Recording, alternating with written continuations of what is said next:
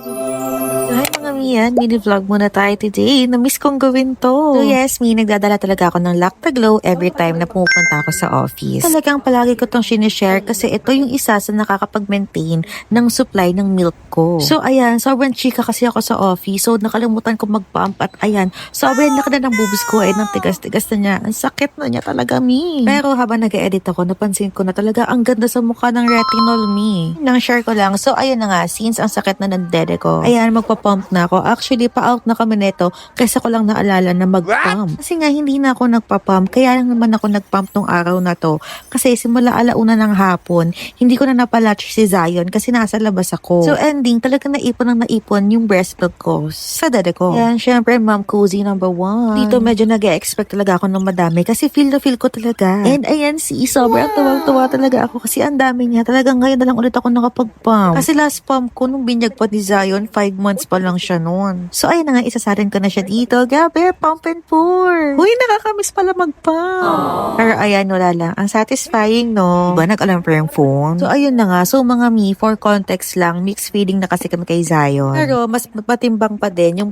nakalatch sa akin si Zion. Parang ang eksena namin, kapag kami ginagawa ako or umalis ako or nasa office ako, naka-formula si Zion. Pero hanggat kasama ko ni Zion, sa akin pa din siya naglalatch. So ayan, chika-chika muna. Eh mga mi, eto, tapos na yung kabila. Hindi ako nag-expect ng madami dito, pero gulat na gulat ako kasi ang dami pa din niya. So pakinggan niyo tong next eksena. Malambot pa siya hawakan mo.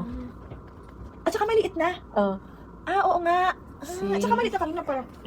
Dito yung malaki niya. Diba? Ang galing. Natutuwa ako. Hindi na siya kasha. O diba, yung friend mo nagpapahawak ng osos? Ay wala lang. Gusto ko kasi share talaga dito sa friend ko na to. Yung mga eksena sa motherhood, mi. Kasi talaga napansin ng kanilang lahat na parang puputok na yung osos ko, mi. So tigas-tigas na niya tas hindi pantay. So kaya nga yan, nagpump na nga ni. So eto, sineparate ko na din pala siya ng bottle kasi 5 ounce lang each. Aapaw siya kasi nga 8 ounces total, 4 ounce tig each osos. Ay lang, super happy ako talaga. Ito yung bag na gamit ko. Ayan yung V-Cool. Yung pangalawang beses ko pa lang to nagagamit. Ayan yung yellow niya talaga. Matigas pa rin siya, mi. So sa mga pumping mamas dyan, grabe, sobrang hanga talaga ako sa inyo. Lalo na sa yung ma'am si Sarah, yes. Hangang-hanga talaga ako sa sipag mo, mi. And sa dedication. So ayan na, nag-aayos na ako ng gamit ko. So itong mga susunod kong gagawin, nalaman ko lang to kay ma'am si Sarah. Kaya napakabang hindi na ako nag-worry mag-pump sa labas. Kasi pwede pala yung ganyan, sis. So thank you, ma'am si Sarah. So ayun lang, wala lang. As a first time mom, nakakatuwa and nakakabalik yung feeling. Before, sobrang hirap na hirap ako mag-pump. Ang sakit na sakit ako sa pagpapa-breastfeed. Pero ngayon, andito na tayo. Mag-iisang taon na tayong padede, mom. And ayun na si Zion. Dinidrink niya na yung na-pump ko na milk.